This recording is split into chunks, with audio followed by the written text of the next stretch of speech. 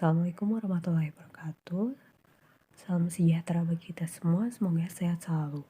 Pada hari ini saya akan menayangkan presentasi yang telah saya buat dengan tema alat tes dan evaluasi pembelajaran di sesi ke-12. Tujuan perkuliahannya yaitu mahasiswa mampu mendeskripsikan alat tes dan mahasiswa mampu mendeskripsikan evaluasi pembelajaran. Amir Dain mengatakan bahwa tes adalah suatu alat atau prosedur yang sistematis dan objektif untuk memperoleh data-data atau keterangan yang diinginkan tentang seseorang dengan cara yang boleh dikatakan tepat dan cepat. Webster Colgate mengatakan bahwa tes adalah serentetan pertanyaan atau latihan atau alat lain yang digunakan untuk mengukur keterampilan, pengetahuan, intelijensi, kemampuan, dan bakat yang dimiliki oleh individu atau kelompok. Jenis-jenis tes dari segi bentuk pelaksanaannya yaitu tes tertulis atau paper and pencil test, kemudian tes lisan atau oral test, dan tes perbuatan atau performance test. Dari segi bentuk soal dan kemungkinannya yaitu tes esai atau uraian dan tes objektif. Dari segi fungsi tes di sekolah, diantaranya yaitu tes formatif, tes sumatif, tes penempatan, dan tes diagnostik. Ciri-ciri tes yang baik, menurut Arie Kunto, suatu tes dikatakan harus memenuhi persyaratan sebagai berikut. Yang pertama, validitas. Suatu tes dikatakan valid jika tes tersebut dapat mengukur apa yang hendak diukur secara tepat. Yang kedua, reliabilitas. Suatu instrumen dapat dikatakan reliable atau handal jika instrumen tersebut mempunyai hasil yang konsisten. Yang ketiga, kepraktisan. Sebuah tes dikatakan memiliki kepraktisan yang tinggi apabila tes tersebut bersifat praktis dan mudah pengadministrasiannya.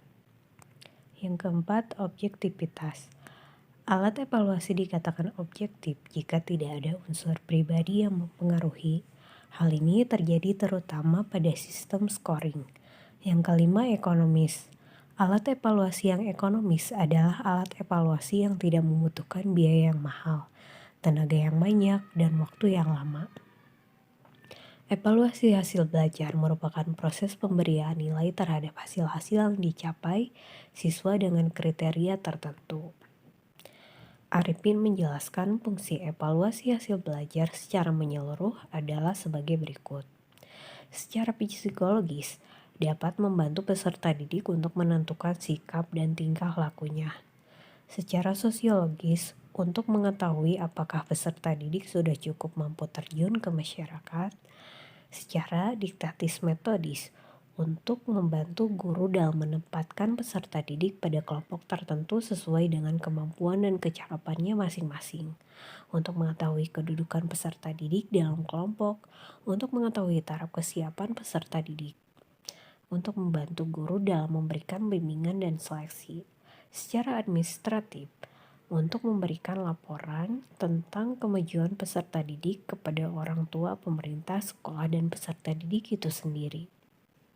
Alat evaluasi hasil belajar adalah serangkaian alat yang digunakan untuk melakukan proses evaluasi hasil belajar.